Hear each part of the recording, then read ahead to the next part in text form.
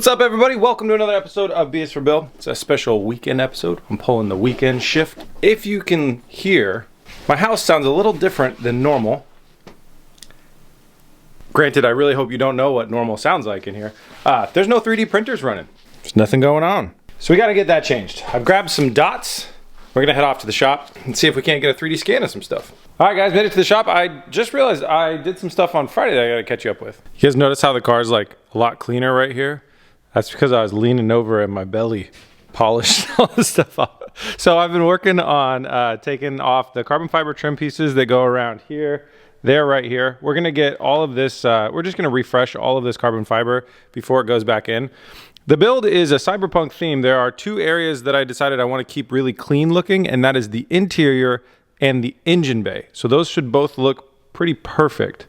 Non-modified, although we're gonna modify the hell out of the interior. But they should look non-modified and be really clean looking. Anyways, Lamborghini hinges are really interesting. They did not care much about the paint that's on these, and then it really shows. So these kind of came out to be refinished, resurfaced, and they need a little corrected bending done to them. This is what a factory one looks like, and you can see the bend that's in there. That's actually how it's supposed to look.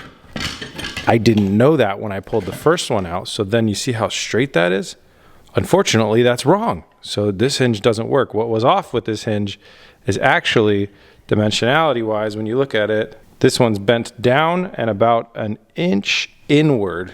And that's the problem with this hinge, the troublesome one. So these are gonna get wire wheeled up even more, then get some rust preventative paint layer on there and repainted, bent back to normal bended status, and then they could go back in the car to hold the hatch. Speaking of the hatch, I gotta put it on the car. Very nice. I've got to design a hood scoop, roof scoop, hood scoop, roof scoop. I'm a little torn on how to do this. There's a couple different types of roof scoops. You got your traditional kind of rally style roof scoop that would go in the front here. I think some McLarens have them too. Usually that goes to shovel air into the cabin, create positive air pressure. It can be really good for keeping dust out and different weird things like that. Roof scoops on supercars, or mid-engine cars I should say, usually serve a different purpose, and that's to ram air into the engine bay. My car comes with air rammers already. Air rammer 1, air rammer 2, air rammer 3, air rammer 4.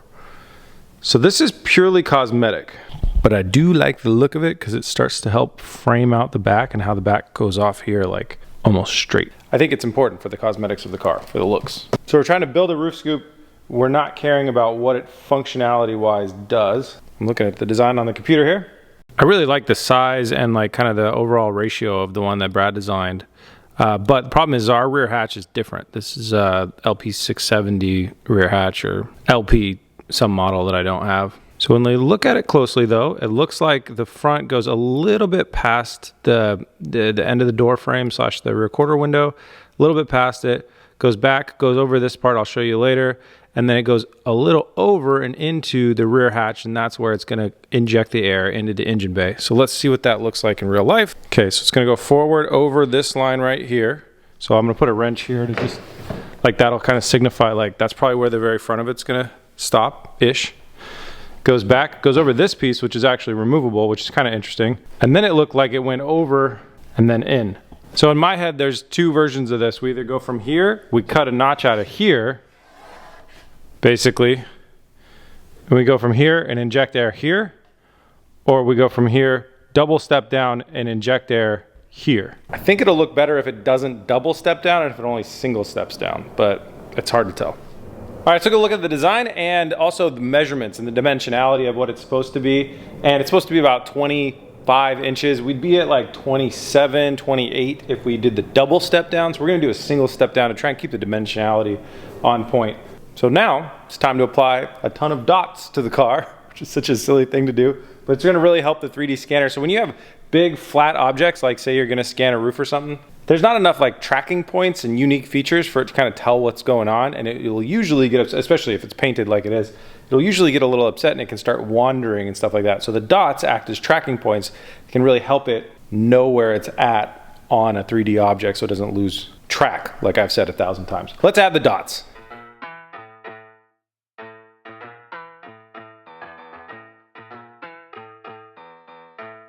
All right, we are dotted up. Leaving the bolts and stuff on there, that'll only help. Washers over there, scratch marks are gonna help. Any identifiable marks are definitely going to help. And the goal is to get a scan basically from like there forward to about there of the roof. To do that, excuse me, I'm going to be using this RevoPoint Murcielago. It's a mid-range 3D scanner. It's about $1,000.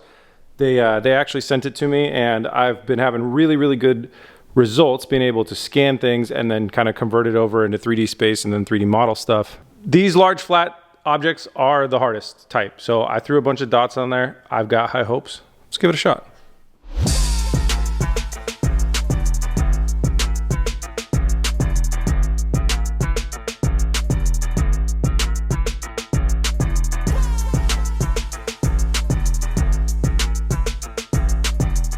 All right, well, I guess black glossy stuff's really hard to scan. I got some decent scans of it, and then as a backup plan, I took traditional measurements, which go really far in designing. So let's head back. I was gonna build spoiler standoffs and mount the spoiler today, but I don't have the steel that I need. And rather than, you know, cut up random stuff like our dumpster to use the steel, I figure I'll just buy some tomorrow. Probably make things go faster. So tomorrow, we'll get a spoiler. For today, let's hit the computer. So the process of 3D modeling off of a 3D scan is pretty fun. First, you're going to bring it into your software. I'm using 3D Studio Max. And the scan for me, because I'm using this RevoPoint Murcielago, that's at real world dimensions. So the scan is the actual size of the real world part that I want to make, i.e. the roof scoop. So then what I'm doing is I'm taking a reference car and I'm just scaling the reference car to meet up with those scans, just so I have more stuff to kind of look at and to judge off of. Then I got my roof scoop that came from Brad Builds and I placed that on there where I want it to go. So now I have an idea of what I'm trying to build. Now the one that Brad Builds made, I'm not sure if he started it from scratch or it came from a video game, but that's not something I can work with in 3D print, so I got to make my own. So from there, I'm custom modeling a roof scoop based off of the reference that I have. Mesh modeling like this is easiest learned, I will say, when you are following a reference material that you have. So following the roof scoop is so much easier than creating one from scratch. And I'm not a pro at this, so if you're interested in learning how to do that, I would definitely say find some tutorials on YouTube. But what my friends have shown me from building a lot of car parts is anything that's symmetrical, you just want to build one half and then you can add a symmetry modifier and that's going to clone the other half. So you only have to do half the work. And so once I had the overall shape of the roof scoop that I wanted, I made it stop on my rear hatch. I made it clear onto my roof the right way. I made it have the right bends in the right spots that I wanted to. And once I had that rough shape, the other thing to keep in mind is production and how we're going to make this. The original roof scoop is just one slightly bowed piece that goes across the whole top of it. If I create that out of carbon fiber, I would have to use a lot of carbon fiber to make that nice and stiff. But if I add some ridges, some changes in the geometry, it'll be a lot stiffer and a lot stronger. It's kind of like bead rolling a piece of aluminum. Also, it makes it a little less boring. So that's why I added this little part in the middle that kind of dives down and swoops back throughout the design to give it a little bit of customization, but also when we create that mold, it's going to give it a lot of rigidity and a lot of structure. And once I have my 3D model done, I use this software called Luban to chop it up into multiple printable parts, and then it's off to the 3D printers. All right, guys, we're back in the shop, and my 3D printed prototype is done. I printed this specifically as a prototype. I know it's not going to work as a final draft because I got to figure out something with the hatch. Hatches go up and down. Roof scoops do not. So we can't mix and match. Or we can. We'll figure it out. First, I got to assemble this thing.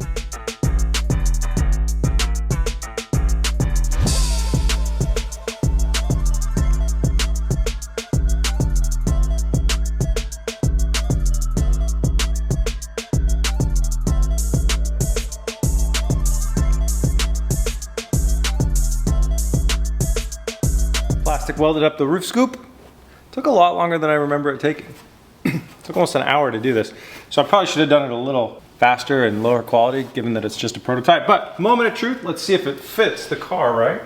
Our 3D scanning has worked. That's a pretty impressive fit.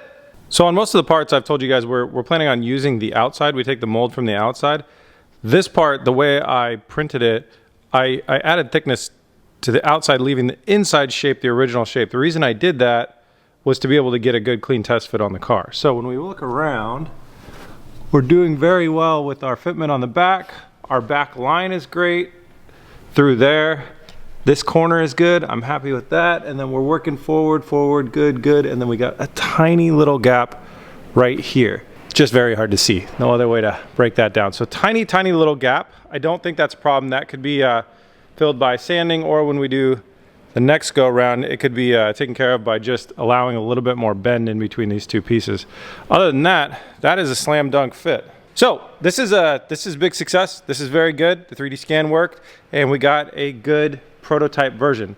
Now what I got to figure out is how are we going to allow the back hatch to hinge with this thing on here? I'm wondering if I put a cut in the actual part that we're going to produce, if I put a cut right through there, have this part be mounted to here, have this part be mounted to here, I think the roof would then hinge and hinge over it. And yeah, a little bit of air would escape through the cut here, but who cares? Most of the air is going to get funneled down into there.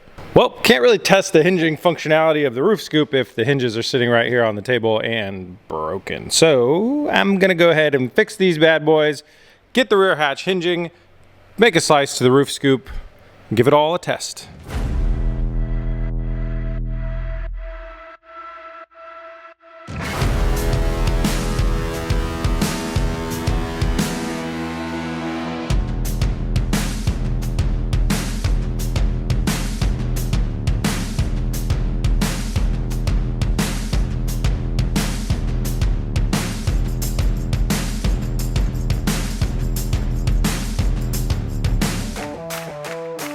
Nailed it. So I actually ended up doing a 45-degree angle cut coming off the back here. In reality, this would be a little bit further forward, and so would this piece to match up.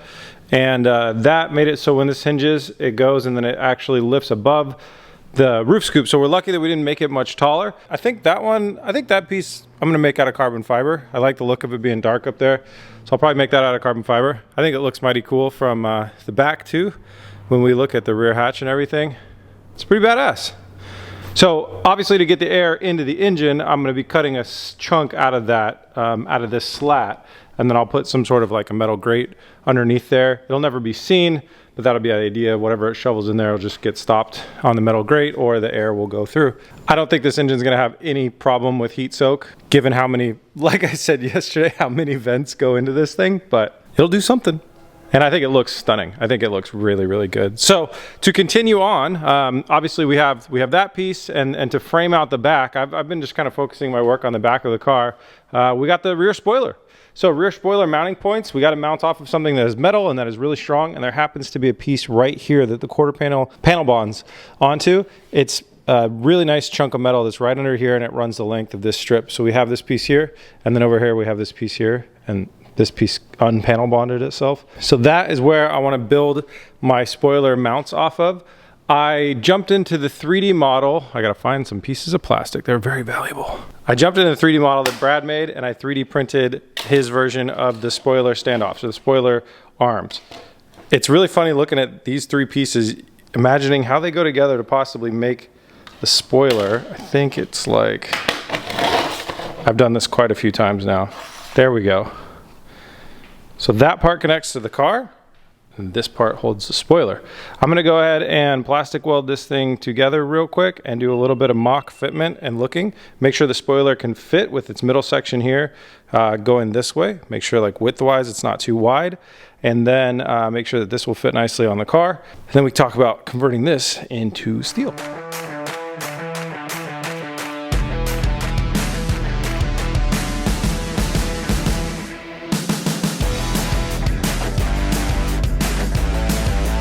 That'll work. Great job on the modeling, Mr. Brad Builds. This thing is great right off the computer.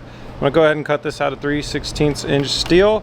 Got two of them to cut up. It's gonna suck massive dong.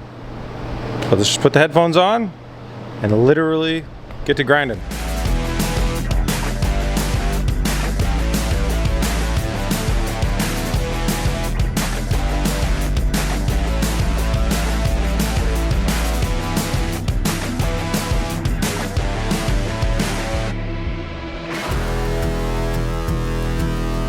All right, a couple hours later, and I got these standoffs cut. I will say 3/16 inch steel, way too strong. This is a little too much overkill. There's absolutely no possibility of flexing this. I'm not positive what the size is between this and an 1/8, but there's probably something in the middle there that I would go with. This is an 1/8, and you can see that 1/8 does get a little wobbly, a little flexy. So I don't think an 1/8 is enough. Anyways, so this piece needs to get mounted right in there, snugging right up against the body, and we're just gonna totally follow that body line and even follow the tilt that it has with it as well, because it's gonna match with the theme a little bit as it goes this way. So it's not only gonna kind of tilt out, it's not gonna sit perfectly vertical, it's gonna tilt out a little bit, and then you can see because this body panel is not straight with the car, it's gonna kick a little bit as well. That's all cool with me. That's all basically to plan. So what I gotta do is, figure out this amount of tilt so it's smushed up against the wall real nice, cut a piece of steel that will border the piece that it's going to catch on the car so I can weld it in there. And then I think I'm going to have to throw studs on it because there's not going to be any room to send bolts in from the top and catch nuts on the bottom. So we're going to just put studs on in the bottom of these, and then we can nut it from the bottom.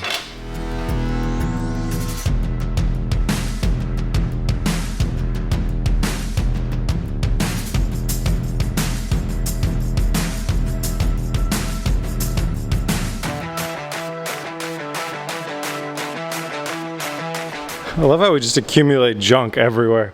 Apparently there's not enough table space here at BS for Build because everything's a table. That's a table, that's a table, that's a table. This is also a table. Anyways, I got these holes countersunk drilled. I'm actually going to use some hardware that I don't know where it is anymore, but it's going to sit all flush on the top edge because it's all countersunk, and then go through and then go into the panel. Those are all drilled out, ready to be bolted into the car, and I made a huge mistake.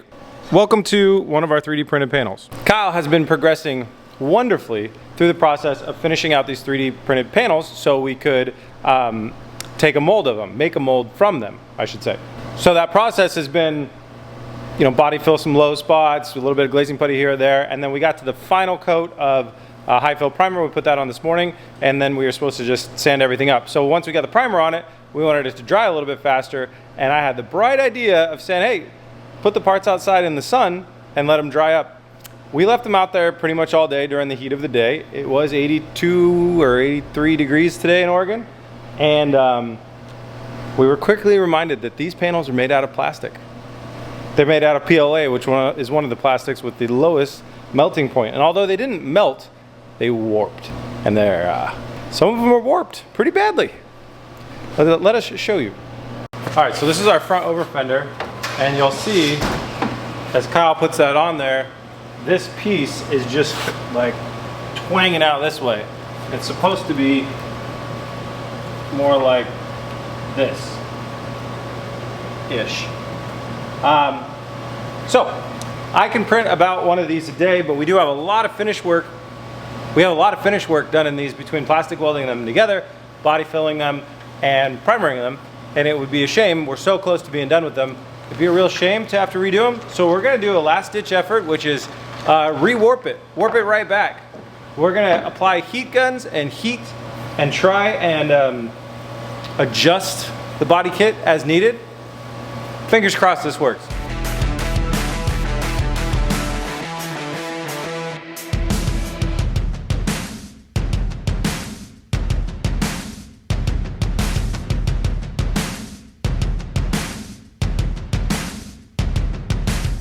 I've got great news. Turns out if the heat from the sun can warp it, the heat from the heat guns helps unwarp it. So basically now we've got it sitting here just how we wanted it. Following the body line coming down like that and coming out to the wheel. It's gonna add some lumps, and I can feel from here we're gonna need a little bit of body filler. It's gonna add a little bit of time, but at least we're not remaking the entire part. So that is a big success. We're gonna go ahead and test out all the other pieces. We've tested, one of the rear quarter panels did not go in the sun because the spackled rear quarter panel, the second that it got in the sun, started blistering. Big old blisters of like the primer lifting up off of the spackle. So, I've said it once. It probably didn't even need to be said once, but spackle's not a great idea for car parts at any level, I don't think. But because that spent so little time in the sun, it absolutely did not warp at all. The other one, we tested it against each other. We basically mirrored them and we were looking at them. The other one's fine as well. I think the reason that the fenders took such a beating is because they were laying on the ground and they have such an arch to them that basically its own weight basically smushed it. And I think that's what happened. So we're gonna go ahead, and I'm pretty sure that other fender is gonna have some problems. We'll fix up the fenders. The side skirt pieces and the rear spats don't seem to have any issues at all, so they look good. So we'll fix up that other fender. with the heat gun and back to body working them.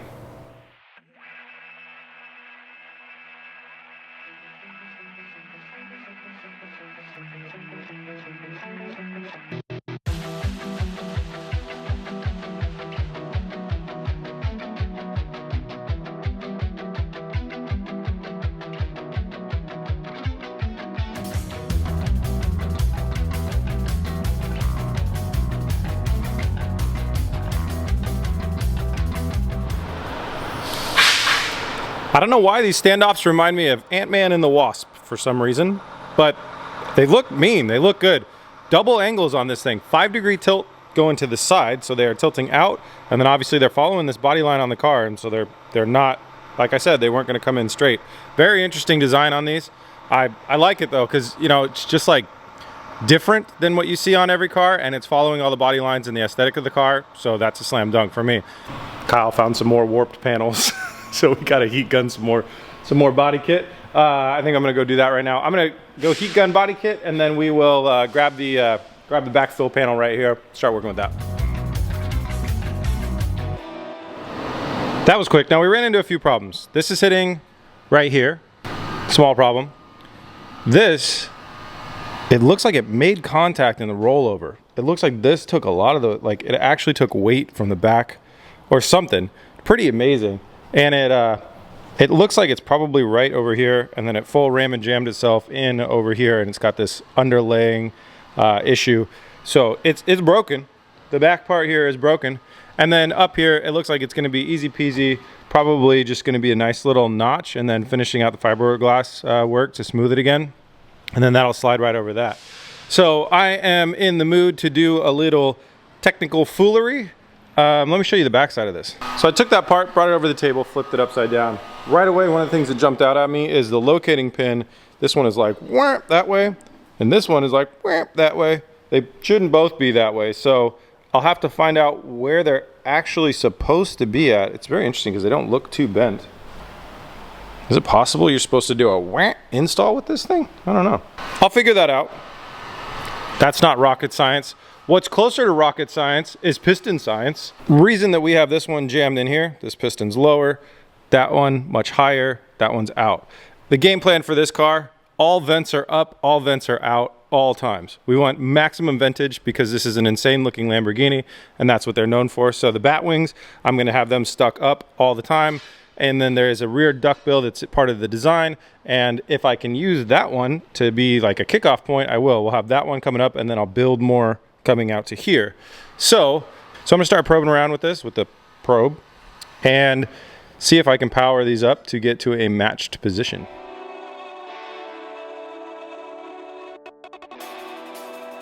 Well, that was really fast. I got this actuator all the way up. If you're doing this on your rolled over Murcielago at home, brown to the ground, put power to red, and that sent it towards up. Now, this is too up for me. This is all aesthetics anyways. I'm not worried about the downforce that this is creating, and I don't like this angle. The other thing that I'm noticing though too, is that you can see this gap here is much smaller than the gap over here when I use the standardized US finger measurement scale. So it looks like I gotta figure out how to disassemble this.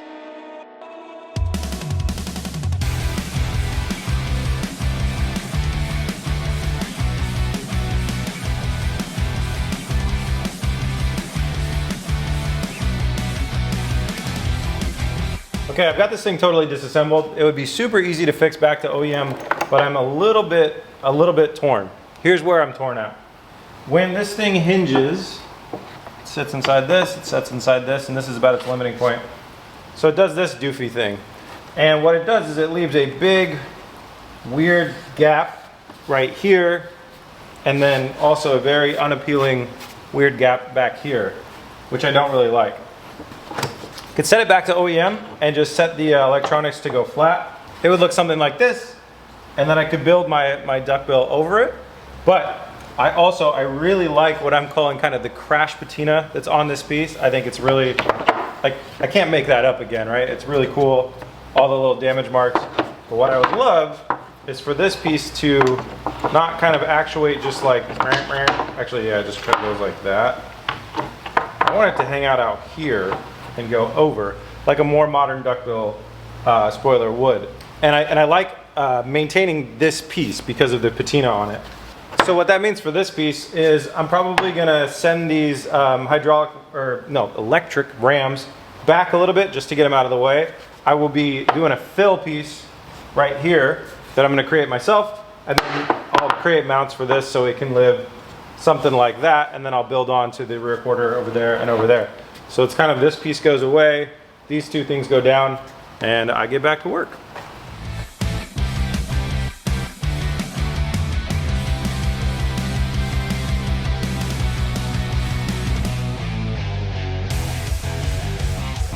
So I decided to just take the actuators out because of simplicity and weight reduction. And well, Lamborghini's QA guy lied on this. This is not okay. This was the one over there that I didn't use earlier, and it's a two-piece. It's a two-piece motor. I do think I could get all the little contacts back in working order, but the casing on this is totally broken where it connected. It's broken here and it's broken here. Sorry, that's probably terrible focus. It's broken here and it's broken here. So this thing was kaput anyways. Never even knew that. So it wasn't gonna work in the first place. Very interesting. So I'm taking both of these off, putting all that stuff in storage. I'm not the best at keeping track of things, but I always like to store and save things for a rainy day. I'll probably have like the biggest eBay store ever when I retire. This actuator right here, new, is about 560 bucks or more. And then they're charging 170 just for the little metal brackets in here. This thing right here, they're charging 170 for. Crazy. Murcielago parts are so expensive. These cars are so expensive. I cannot believe I bought this thing for 35 grand. If you look at Bring a Trailer, I think the cheapest one of these things that's sold period in the last like 5 years is about $150,000. Which is absolutely insane.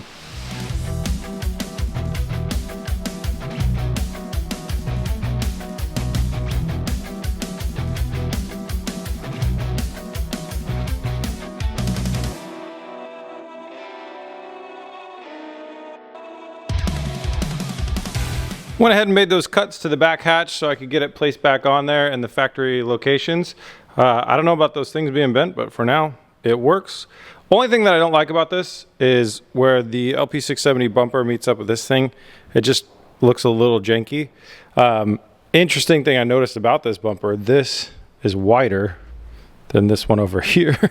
And they don't seem to be, I mean, we could, I think with bracketry, we could fix this a little bit, but if anybody's got any fun Cyberpunk ideas of how we should integrate these two things, I see a lot of options. We could body fill this through here to like continue the buildup or fade it in. We could just cut this whole thing right here so it cuts off, but then it leaves a bit of a blank space here. We could cut it off and then build this up. There's a few different things. I would like to do something that doesn't take a ton of time, but looks better than that. But the up top where the spoilers meet in, that's, or the standoffs for the spoiler meets in, that's great. And I've came up with an idea of how I'm going to build this fill plate. I'm going to do actually one piece of 1/8 inch steel that comes across here and actually mounts into these spots right there. So that's going to be really cool too. I'm going to go ahead now and start focusing back on the spoiler and getting the spoiler mounted onto our mounting arms. So this is a Swan neck configuration, which means that the arm goes up over the top of the spoiler and bolts into the top rather than the bottom, how this one was designed. So I'll go ahead and pull all these bolts out here. I'm going to go ahead and kind of take a look at the shape and styling of this mounting bracket and probably start to think about emulating this in some sort of way for our own mounting bracket that's going to meet up with our standoffs. Come to me! The stands off the wing and they look like this on the bottom side. They're about 2 inches wide and I don't know how big of a elevation gap that is for this piece, but we're gonna find out, or we won't because we're not working on the bottom side. So then I mocked it up just using a cardboard box. This is not the position, it's gonna slide out. I'm just gonna center the wing over the center of this. I think it looks the best that way. Then I took a little bit of cardboard and just started making a template. The wing starts curving back up this way, so cutting that edge off is gonna make it fit a lot better. So I've got some 2-inch cold rolled steel that's gonna have a nicer finish that I'm gonna go ahead and cut 2 of these out of, and then I can start trying to bend them and form them so they're gonna fit properly against the wing. We are mounting to the top, and the bottom is the part that's reinforced for bolts, and we're not using the same bolt holes. I'm gonna be mounting actually through the entire wing. It'll just give me a sense of a lot more security. So the bolts are actually gonna sink from the top down through the top layer, through the bottom layer, and then I'll have nuts on the bottom. Yes, it's not the prettiest thing, but no one's gonna see under there. It's a hell of It's a hell of a bend over to see down there anyways. So unless I'm running you over, I don't think you'll see down there. And that'll give me like 100%. Because there's nothing worse than when you're driving around and you're driving down the street and you're worried about your wing breaking off. It's happened to me before when I used carbon fiber standoffs. These things out of carbon fiber, bad idea. So if I have bolts going all the way through the wing, I'll just feel really confident that it ain't going anywhere. Because when you do drive, they wiggle a little bit and it can get a little nerve-wracking. So I'm just going to send them all the way through.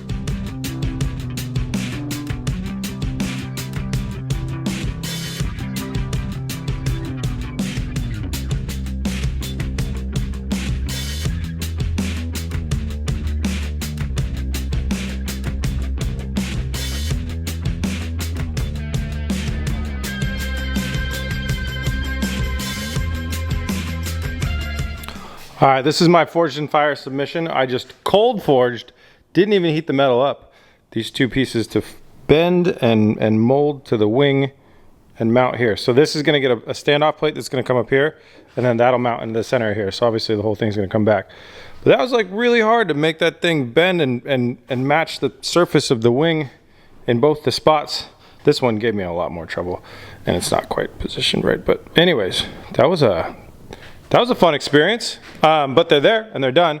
So now I gotta, I'm gonna take the same type of 2-inch and build kind of a trapezoidal shape. Gonna kind of like 45-degree angle up over it, 45-degree back down, and then the bottom of it has to be shaped to meet up with this guy in the center. So there's a little bit of curvature there to figure out. I'll probably build it out of cardboard first, and then I can make it out of metal.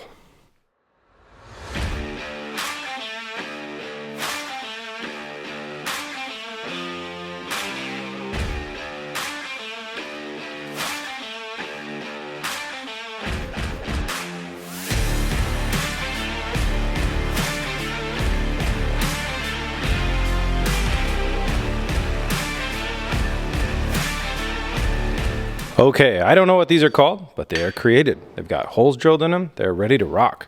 So these have marker spots where they go on the wing. I don't have marker spots where they go on the standoffs to center the wing properly. So that's the next step. Gotta mark some holes, drill a lot of holes, and bolt everything up. We should have a wing permanently mounted.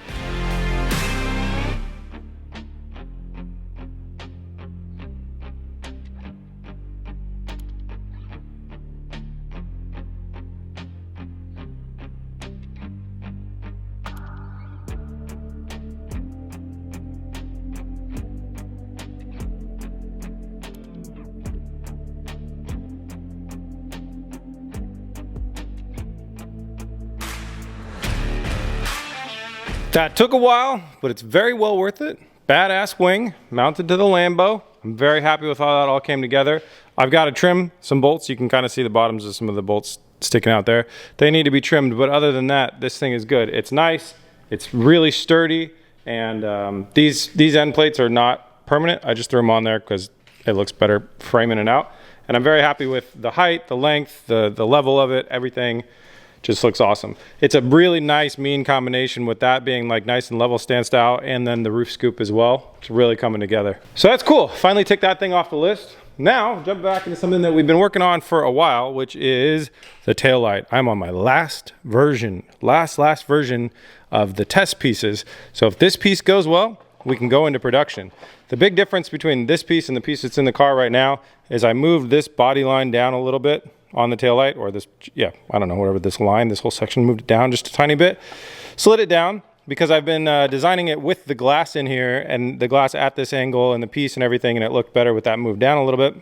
And then I added a slot for glass to go in, and I sourced some 3/4 inch thick plexiglass. I got a big sheet of it that we can cut and put in this thing. So if this, I'm gonna just go ahead and plastic weld this thing together, and then if it fits into the car perfectly, then this goes into the trash, and I'll print one out of ASA plastic, much tougher, stronger plastic, and that will be the final version. And I'm going to print it at a much, much higher resolution, a final draft resolution, rather than this first draft resolution. So let's see if it even works first.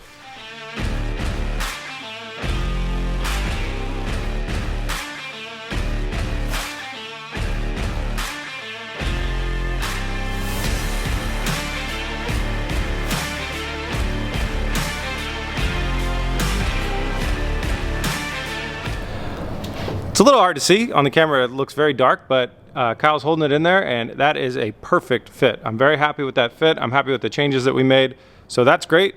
Now the taillights go into final production. I'll print off the mock centerpiece that I designed, and then that'll give me a template of what to build out of Lexan, but basically it's 3/4 of an inch. It kind of follows the inside of the body line, and then it's got, you know, a ton of red LEDs behind it that project the red into it, and follows that. So that's gonna look really good. I'm happy about that, and cool. I'm glad that was 6 versions of that, but it's ready to go into final production. So that is pretty rad. Cheapest version of those taillights I found online that were the actual Lamborghini and not damaged were like $6,000. So designing our own was a pretty cool way to save a ton of money. In the world of sanding, Kyle has nearly rescued us from our crazy sun-baked fiasco issue. He's nearly saved the entire body kit. You can see the areas where we had to hand bend a lot of stuff. There's a lot of body filler needed. We've got another pass of body filler we're gonna do on this guy right here. And then the good thing is though, is everything's getting really nice and smooth. So I don't think we even have to do the crazy high fill primer next time. We're just gonna do a coat of normal primer. That'll be next week. We'll hit it with normal primer. This was, let me mention another thing too. This thing, don't use drywall, guys. We have a random piece that popped up, and that's like a terrible, but then also this edge right here is just pulling off. Like it's like right here. It's basically just a big, like almost like a bubble, and it's pulling off. It's creating a high spot in the piece, which will create a low spot in the mold, which will create a high spot in the final version, and we'll just sand into it and finish it off that way because I don't want to redo that piece. So yeah, don't use drywall spackle, obviously. I don't think I'm going to say that anymore in this episode. So next week, these will get a coat of just normal primer, and we'll give them a sand up for the last little smoothing, and hope that, I think normal primer will be fine, because if there's any plastic showing right now, it's definitely got its edges filled in. And then we'll be creating molds from these, molds of these all next week, along with that roof scoop that we started the episode with. Well, it was an interesting week. I think the car visually, just the roof scoop and the spoiler getting fully mounted out, and the hatch getting fixed up, and that rear fill panel getting on there, have changed the look of it a lot, and it's looking much better, as well as it's starting to really fill out the back of the car, which obviously is really, really awesome.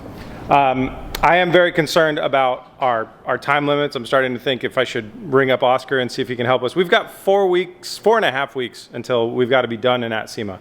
But the fabrication list isn't like too massive. I'm hoping to have a lot of the fabrication stuff done in the next episode. So don't miss it. Don't miss it. I'm gonna come in this weekend. I'm just gonna have a blast, and I'm just gonna start fabricating stuff like crazy. And I hope I'll see you then. Make sure you subscribe, ring the bell, do the notification thing so you don't miss any of our episodes coming out. And thank you guys all so much for watching and supporting our channel. It means the world to us. And we'll see you guys on the next one. Peace!